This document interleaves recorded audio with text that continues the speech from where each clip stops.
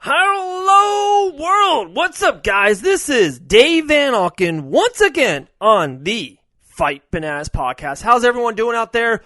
A couple quick shout outs right now. InstillNutrition.com. Thank you so much. They are doing terrific. It's a hard time for everyone, and they keep on continuing to support the Fight Bananas podcast. So much love for Still Nutrition. Check them out at InstillNutrition.com, and also our friends at WarhammerFightwear.com. Check them out, guys. They have some of the best gear in all of MMA. They have this dry fit tee that I wear on the daily. Guys, WarhammerFightwear.com. Let's go. Absolutely bananas. All right, guys, here we go. Fight Bananas back at it again. What an unbelievable week for UFC. We got the fight night coming up. We got another UFC on Saturday night, and 249 was epic. Definitely got a cool guy calling in. Ben Stark, my man, how are you doing? Doing all right, man. Thanks for having me. Absolutely, brother. First of all, how's everything going with you? I love the videos that you put up. Oh, my goodness, they're great. And, of course, the one, I think it was over the weekend, a little bit of an elbow drop, a little rock, a little Macho Man over the top. So, big fan, brother. Really love what you're doing. Thanks, man. I appreciate it. So, yeah, tell the world, tell the Fight Bananas community, about the gym and like a little bit about yourself. All right. My name is Ben Stark. I'm one of the first, if not early second generation guys through ATT. From what I'm told back in the day, I was the 9th guy on American Top Team's fight team. God, that's crazy. I don't know if that's accurate, but that's what I was told at the time. Ben, they have so I've been around a while. Oh, dude, I think they got 9 fighters fighting this damn week. You know what I mean? Yeah, man. It's crazy. Things Huge. have changed dramatically. Like, when I joined, Top Team was 750 square feet. Oh, my goodness. You know? That's the bathroom. Now, yeah, man. Might even be smaller. It might. So, what have you been doing the last, 24 months, 36 months? The last couple of years, I've just been staying up in Palm Beach. I run American Top Team, Palm Beach Gardens. When I moved back from Thailand, I really set in locally, just, trying to do my own thing and, bring my knowledge or what I've been shopping around the world, back to home base. Very cool. Quick question. You just mentioned, a lot of people that might not know the headquarters of American Top Teams in Coconut Creek. Uh-huh. And you're saying Yes, Palm sir. Beach, if you have a fighter, guy, girl, heavyweight, flyweight, don't matter in between, 22, 30, if you have someone you're like, wow, this is, he or she is next level, do you ever think, or do you guys have that relationship, do you send them to Coconut Creek and for them to, maybe train more of those high-end UFC, Bellator, PFL fighters day in, day out? There's a whole process to it. You call the bosses. You say, hey, I got a guy. You make introductions. There's typically like a tryout period, and they go from there. Okay. Have you? So you're saying about American Top Team 9th in? Did you know? Of course, you didn't. You couldn't know how big they're going to be today. But did you have a really cool feeling about the gym and the people there, and kind of the core essence of American Top Team? Man, it was really crazy because I've been such a fan of the sport since I was like a young teenager that it was already packed with celebrities when I joined. To me, right? When I finally got on the competition training team or the fight team, I walked in the room and I was like, oh my God, it's Jeff Munson, it's Dean Thomas, it's Wilson Gouveia, it's Hermes Franca. This room is crazy, Right. So it was already huge for me. Success was, to be honest, inevitable. Just how it was structured, who was there, who was coaching. It was just inevitable. Wow, I love that. It was really cool. I had a really great podcast with Laura Senko, and the one thing we talked about, and we'll get into it, of course, the epic UFC 249, and of course we talked about that Justin Gaethje, that one guy now who's one of the biggest superstars in the sport. But we talked a lot about Trevor Whitman and coaching and how it's an underrated aspect of all of MMA. Brady and Belichick. You cannot mention Tom Brady, the greatest quarterback, greatest player in the NFL at the highest sport, without his coach, Bill Belichick. And I've been watching a lot of The Last Dance with Michael Jordan. You see nothing but Phil Jackson in almost every part of it. it's unbelievable that, coaches, gyms, the training partners, we really think of it an individual sport, and of course it is, but I really think it's underrated part of the game right now, our coaches in all of MMA. 100%. It is an individual competition, but it's a team sport. Damn, that's well said. I might take that line. By all means, please do. No, I love that, man. That's really well said. That's definitely the hottest topic in MMA right now is UFC 249. So many highlighted performances, but nothing better than Justin Gaethje. An unbelievable performance. One of the best I've seen inside that cage. Tony Ferguson, 8 years, 12 straight wins, all down the drain. Gaethje with a masterful performance. For sure, man. Let's not say down the drain. He still did amazing. He just got outclassed on the night. Right. Justin Gaethje said it himself. He said it took the losses to tell him or to teach him or to show him that he had to make changes. Right. He himself said, when he was undefeated, if it ain't broke, don't fix it. It had to be proven broke. And Trevor Whitman is a unbelievable coach. I think he has 10 world champions in varying combat sports.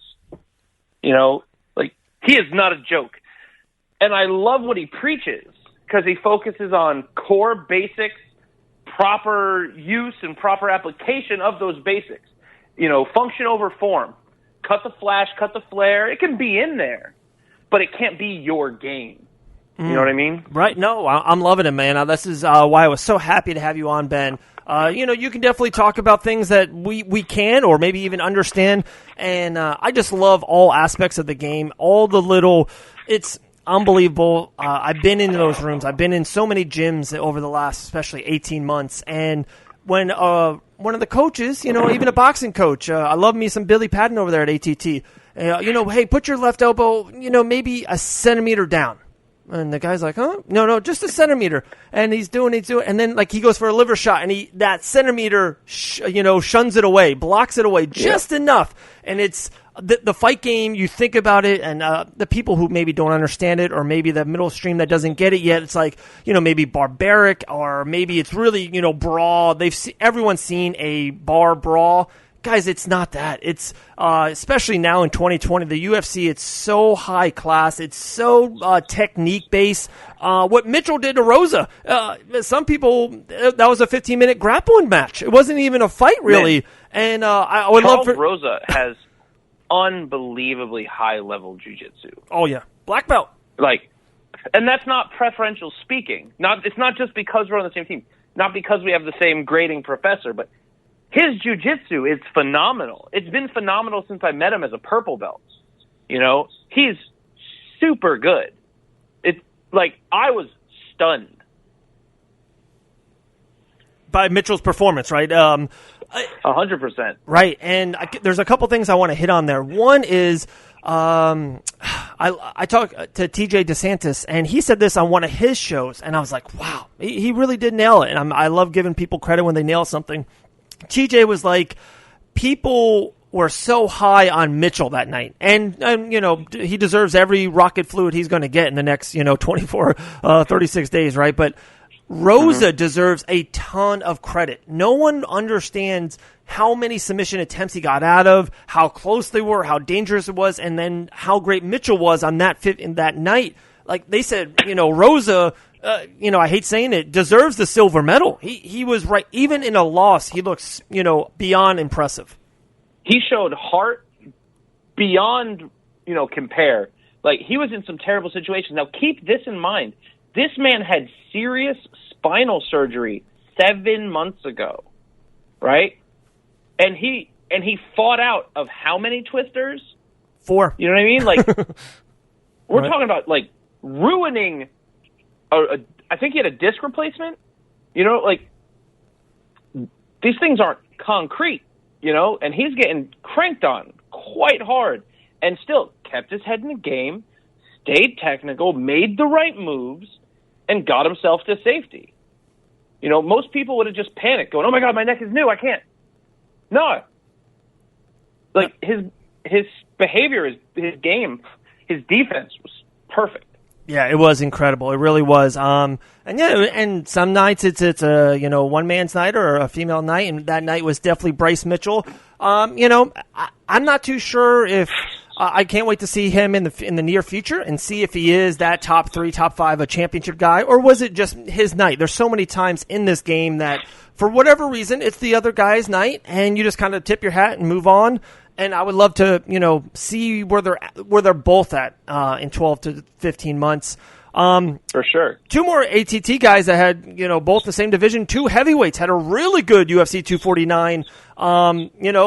Everyone I just talked to Ryan Quinn a couple days ago, and he just has the nicest things in the world to talk about. Olenek, 42 years young, still getting the job done, on his feet for most of the fight, boxing to win. It was so impressive. And then, of course, Greg Hardy, who's on the main card, really polarizing figure, fought a lot in the state of Florida on the way up, and now, he's just they highlight Greg Hardy for a reason. He's got nothing but big fights in front of him, so I'd love for you to talk about those 2 men. So I've had the pleasure of training with Alexi on a handful of occasions, and it is a debilitating feeling having that man on top of you. Right. It is. Like, I've dealt with heavy pressure players. I've felt big dudes, and I've never felt pressure like that. Like, even almost untrying. Like, I'm not a small man. I fought as a light heavyweight and a middleweight. But I felt like when I teach my kids' classes, except I was the kid. Wow. Yeah, man, wow. Unbelievable. Like, he would joke with me and play. Like, I like leg locks quite a bit. And he'd be like, go, please, take it. And, like, nah, man, I feel like you're tricking me. I don't want to do that. Right. Oh, and, man, his side controls, like, not even doing anything. It is like the physical interpretation of, like, a cigar getting put out. It's wow. Just, man, so, like, when I was watching Verdum, like, move, I was like, how? Like, granted, he's a larger man than I. But still, like, damn. Yeah. It was incredible. He's just one of those guys that's kind of been overshadowed, a little bit overlooked for, 3-5 years. He's just always around number 8. He's always a top 10, top 12 guy. Just a really great performance. And I just loved how many eyes have been on UFC 249. Many. It was big. Yeah, exactly. It was the most bet on UFC in its history. A lot of mainstream people, and then of course me. Like it's always the test if your nephew or if your uncle says, "Oh, I watched it," and or tell me more about it because they know what I do.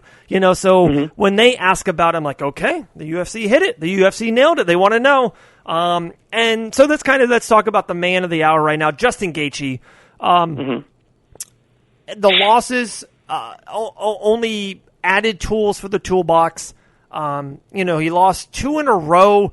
One was to the Diamond, Dustin Poirier, who's down there, who was a champion, and the other was to Eddie Alvarez, who's, one of the toughest men in the world, and that was a hell of a fight.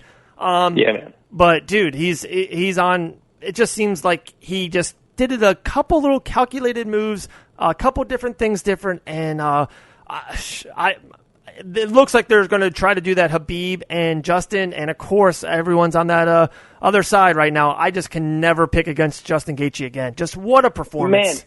Man, so like if we're talking about the El Cucuy fight with Gaethje, masterful performance, super accurate, took what he does and implemented it in a way where Ferguson couldn't give anything back to him. He looked spectacular. Everyone knows he's got a great left hook and a great low kick.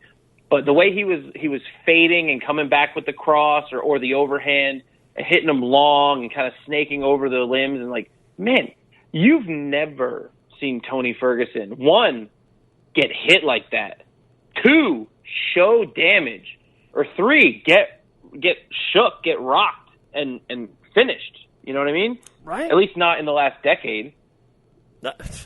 It's been in the lightweight division too. Ben, you know this more than that next guy as well. Like, there's so many guys down there. It's been one of the toughest divisions in all of MMA for years and years. And I'm, even old school when they first did it, when it was, BJ Penns and Sean Shirks and all that, and just it kept on evolving. And then for the last 5 years of this, Conor McGregor and Eddie Alvarez and RDAs and Pettis, and of course Khabib Nurmagomedovs and Tony Ferguson's, and then they're so deep. It's we didn't even mention Justin Gaethje yet, and then like there's guys like Diaz and Michael Johnson. There's so many. It's insane, and to win 12 straight in that division, it's super impressive. It's bananas. It really is bananas, and I think nothing less than Tony Ferguson. I don't know if you heard this yet, and I've kind of said this twice now. And I'll be short on it. I think I picked Justin Gaethje going into it, and I thought the number one reason, not a gut feeling on, I think Gaethje's going to beat him. I thought the roller coaster that Tony Ferguson has been on for 2 months mentally. Okay, I'm finally going to fight Khabib. This is it. This is the dream fight of the UFC.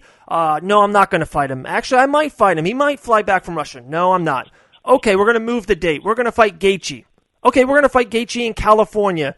No, that got canceled. I'm still going to make weight. We're going to fight him in Florida. I just think out of every fighter on that card, Tony Ferguson has been put through the dryer. And I just think mentally he was a little, just a tiny bit off or a tiny bit tired. Does that make any sense to you? Am I on something, or it was just a great night and move on?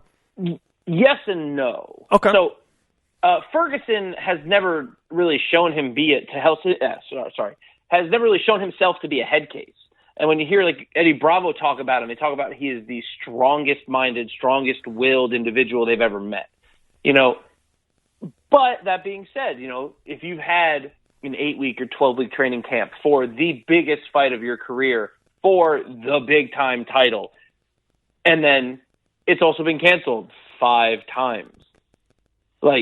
So it's hard. Like, I remember when I stopped fighting, I went 8 months after The Ultimate Fighter. I signed 8 contracts. I signed blank contracts, and I still couldn't get a fight. And so after those 8 months, I was like, all right, I'm going to go coaching. So you got to figure, I know how I felt in that moment and compare that to not just a fight, but to the fight. Right. And it's one specific fight, and it keeps going bad. And at a certain point, you get a little disheartened. It's never going to actually happen. Maybe he didn't give it 100% because it was canceled so many times. It's just going to get canceled again. Right. You know? Yep. And then Corona hits. And then, if he didn't go, all right, man, it's off. He's lying to himself. As soon as guys were shutting down everything. Right. Again, holy crap. Again, you know what I mean? Yeah, man. This is what I was saying. This is just my, I'm a reason guy. I like to find out resolutions and reasons. And of course, it's a fist fight, and some guys are better than the other. And Gaethje, that's what I mean. I'm not taking anything away from Gaethje, but I just think there's something there. There's just something, it's all the time. I'm watching a lot of this nothing else. Yeah. He cut weight twice in a month. Right. Oh. And as a guy who's cut weight, even a small cut of 10 or 12 pounds, it still takes a while to get the cobwebs out. Right. So if you're doing a big cut twice, because Ferguson's not a small man. I can't imagine he cuts less than 15 pounds to make weight. Probably more. Yeah, I would assume more. In the low 20s, I would guess. Right. And keep in mind, what's 20 pounds of 155? That's quite a large percentage of your body mass. Yeah, 12, especially 15%. Considering how much you are water. Yep. That's definitely taxing. That definitely takes a toll. But then again, Gaethje is an indestructible force, man. He's coming after you. Yeah. And there's nothing you can do about it. And up until Eddie Alvarez and Dustin Poirier, there really was nothing you can do about it because it'd never been proven doable.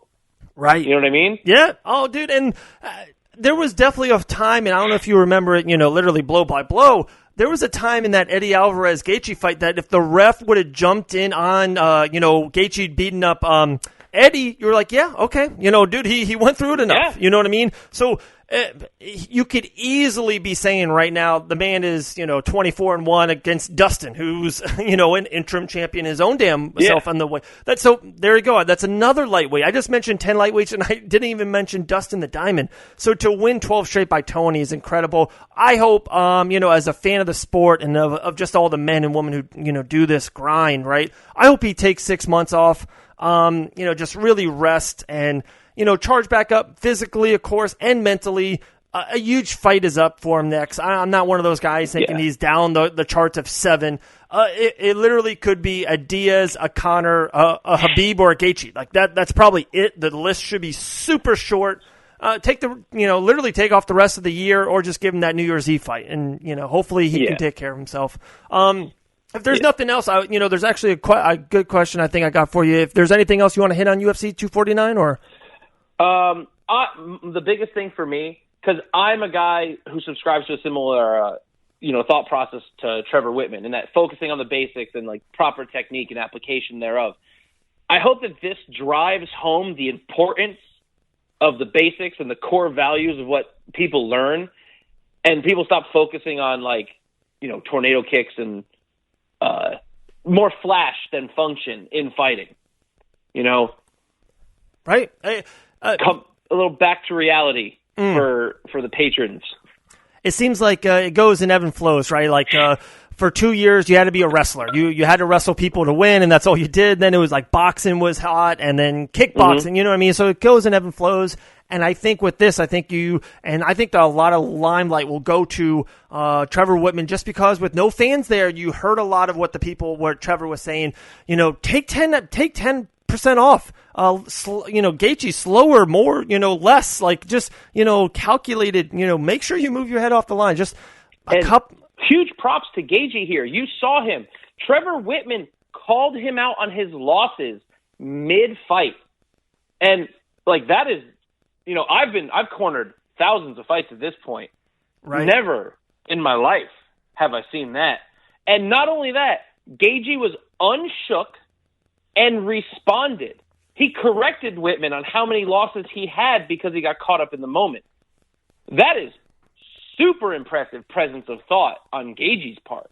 Absolutely, brother. Absolutely. Here, Ben, let me pause this right here. Let me thank one of our sponsors, and I'll get right back to you. All right, my man?